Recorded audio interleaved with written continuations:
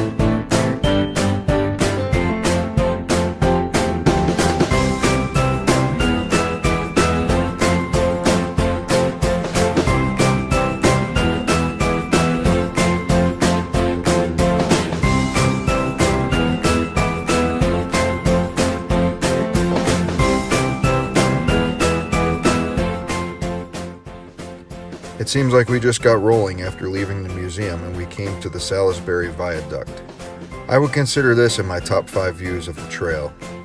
The viaduct is just over 100 feet high at the highest part and spans almost 1,900 feet across.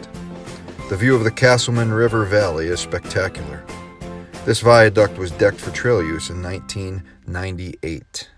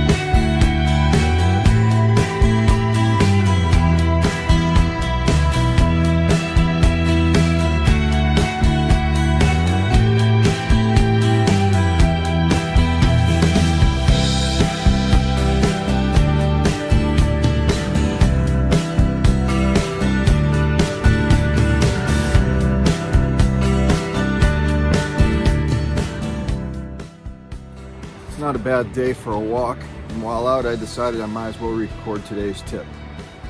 The Great Allegheny Passage is very unique in the fact that it runs parallel to the Amtrak. The Amtrak runs alongside the Great Allegheny Passage and passes through many of the towns that you'll be cycling through. It runs from DC all the way to Chicago, stopping throughout many of the towns along the trail. The Amtrak now offers roll-on bike service for about $20 in addition to your train ticket. This enables you to bring your bike onto a secure car and have that transported with you to wherever you need to be dropped off. Now, on a side note, not all the times you actually get a secure car. I've been on this train a few times to where they allow you to just roll your bike into a passenger car that is not holding passengers, and there's an attendant in there making sure everything is safe. At times I believe that's almost a better situation because putting the bikes in that car can be quite tricky for people who don't do it regularly, and can take, an additional 30 minutes to get all 8 people unloaded or loaded. So just roll them right out of the passenger car makes it a lot easier. In an ideal situation, I would recommend that you get the train portion done prior to riding your trail. That way, if anything were to happen, any delays, any confusion, it's done, it's over with, and then you can continue pedaling towards your vehicle or your pickup location. Now, I've ridden this particular line 4 or 5 times, and it's been on time twice. To wrap this up, I just want to say that I am a big fan of this line offered by the Amtrak. It takes away so many of the headaches involved with trying to pre-plan what you're going to do with your vehicles and how you're going to get there. Simply enough, you drive to the train station, you get you and your bike on, it takes you to the end, and you cycle yourself back to your vehicle. You can load up and go home. No headaches, no worrying about whether or not your ride's going to show up or if you can catch an Uber. Simply affordable. It's a great option.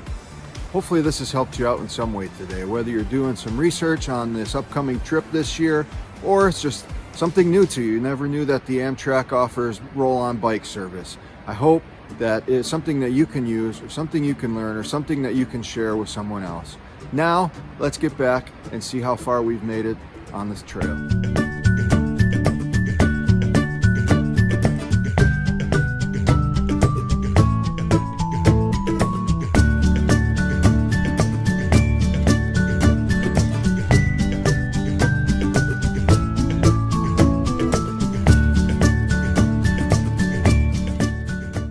Cycling a long trail is unique in the fact that you have to get up day after day, get in the saddle, and pedal. This is not something that we all have the opportunity to train for, but that's exactly what we did. We got up and we pedaled. Today was a very big day because we crossed the 50-mile marker for our journey. Crossing the 50 means that we only have 100 miles until we reach home in Pittsburgh.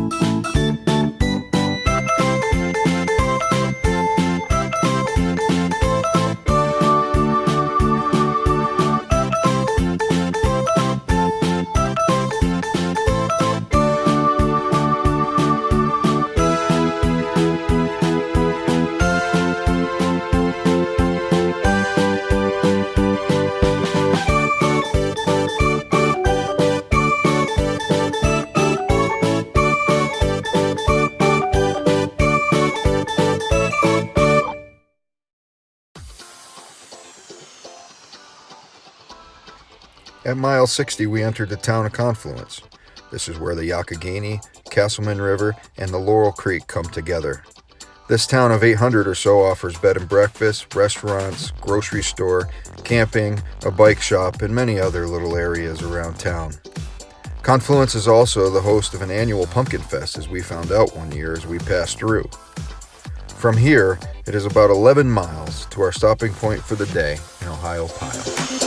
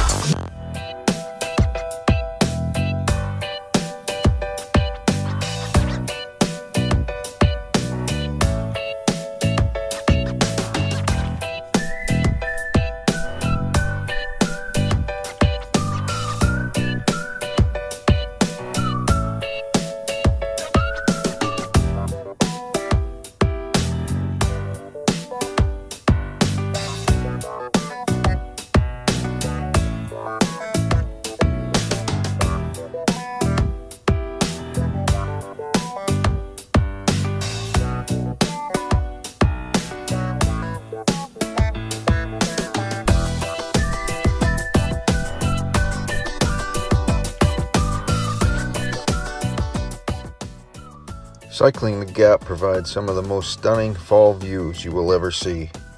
Ending our day in Ohiopyle was no exception. Even with a little rain, it was an amazing way to end our second day on the trail.